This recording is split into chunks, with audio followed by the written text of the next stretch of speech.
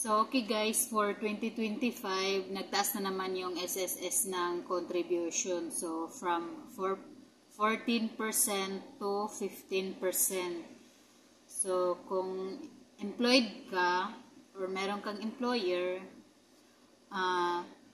from 4.5% to 5%. So, 5% na ngayong 2025, while yung employer, 9.5% to 10%.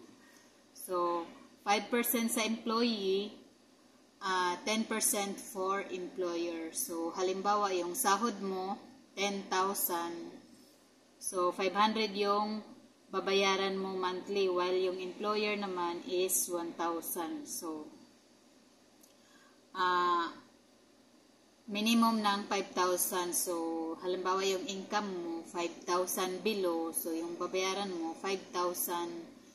5% ng 5,000 while yung employer 10% ng 5,000. So, parang minimum ng 5,000. So, depende sa sahod mo. And then, for household employers, so, minimum yung 1,000. So, yung sahod mo, 1,000 a month. 1,000 to 4,999 shoulder ng employer, yung 15%.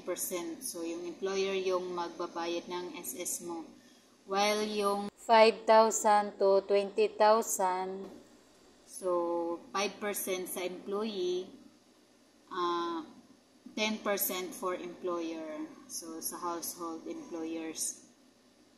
Yung land-based OFW, so minimum ng 8,000. So, kung yung sahod mo, wala naman siguro nagsahod ng OFW na 5,000. So, halimbawa, gusto mo lang magbayad ng 8,000 na monthly salary credit or mag-average ka lang ng 8,000. So, 15% ng 8,000, yun yung babayaran mo.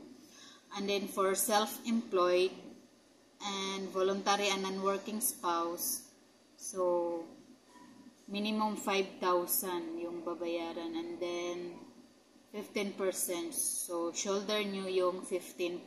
So, hindi katulad ng employed ka, meron kang employer, so mas mataas yung babayaran ng counterpart ng employer. 10%, 5% yung employee. So, yun lang, update ng SSS 2025. Di ko napansin, nag-increase pala. So, tinignan ko online. Yun nga, meron ng bagong table ng 2025. So, pwede nyo i-check after this video. Halimbawa, kung saan doon yung income nyo, yun yung babayaran nyo. That's all. Wow!